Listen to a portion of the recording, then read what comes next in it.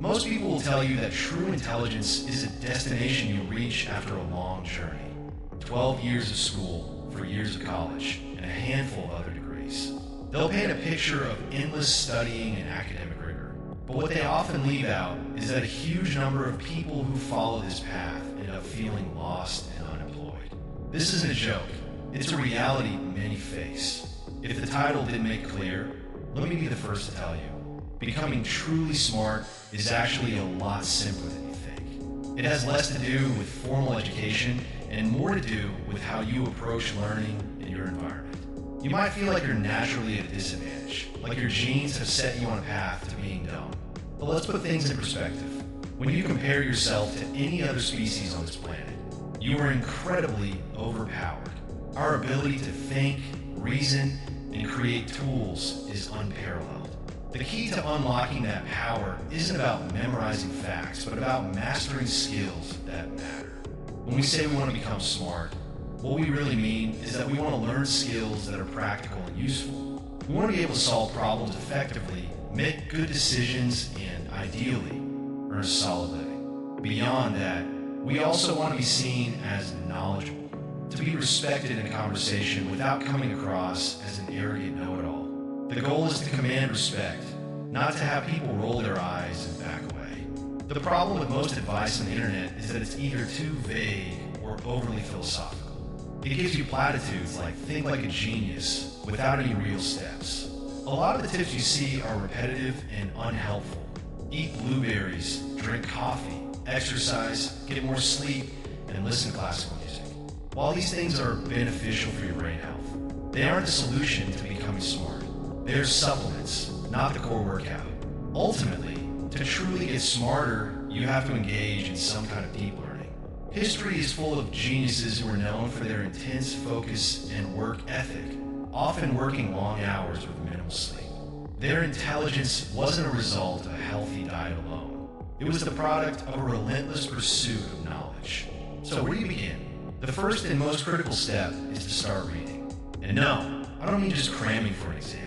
To become truly smart, you need to broaden your horizons beyond what's required for a test. You should start with fiction. Reading fiction dramatically improves your reading speed, broadens your vocabulary, and sharpens your ability to understand complex narratives. It exposes you to new perspectives and helps you understand human behavior on a deeper level. The dialogue in great novels can feel so real that it's almost like you're having a genuine conversation with the characters, which is a fantastic way to develop your conversational skills in real life. Next, you must move on to nonfiction books. These are where the real gems are. Nonfiction is the fastest way to get a deep dive into any subject you choose. For example, you can effortlessly impress people in a conversation by dropping interesting, random facts. But a word of caution, don't just dump information. The key is to be an interesting conversationalist, not an annoying one. If someone says, it's crazy how we evolved from apes, instead of saying, actually, evolution is nonlinear and humans didn't evolve from chimps, you can say that's a great point.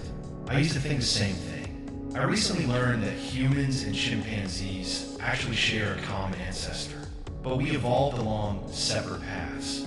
It's pretty fascinating how different human-like species coexisted at one point. This approach shows you have knowledge without making the other person feel foolish. Reading is just the first step. Knowledge becomes power only when it is applied. If you learn something but never use it, your brain will file it away as useless information and you'll eventually forget it. This is a fundamental principle of how our brains work. A good rule of thumb is the 80-20 rule of skill acquisition. 80% of your time should be spent practicing and only 20% on learning. The learning curve is steep at the start, where you make rapid progress, but it plateaus over time. The only way to push past this plateau is through consistent application. The most effective way to learn is to put your knowledge into practice immediately. For example, if you watch a video on how to clean your bedroom, don't just close the tab. Get up and clean your or a friend's room right then and there. The physical action will solidify the information in your brain. What if practical application isn't immediately possible? Let's say you read a book on how to jumpstart a car, but you don't have one to practice on. In this scenario, you can use visualization. Watch a video and mentally walk through the steps and imagine the car is your own. Visualize the process in your mind, thinking through potential problems and how you would solve them. This mental rehearsal tricks your brain into thinking the information is useful and worth remembering. It's why people who only study diagrams often freeze in a real-world situation. Your brain learns best when it feels a direct need for the information. This is also why the school system gives you lots of practice problems and tests.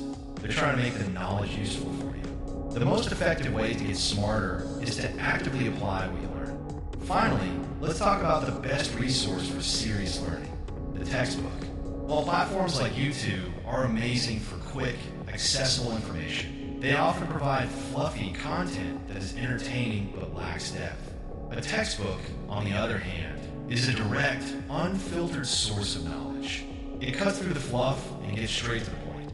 While it may not be as engaging as a video, it is by far the most efficient way to acquire a deep understanding of a subject. If you're serious about learning something, there is no substitute for a well-written book. It's the most time-efficient way to absorb complex information. Of course, if you happen to find a free PDF version of a textbook, all the better. So, which topics are you most interested in exploring first?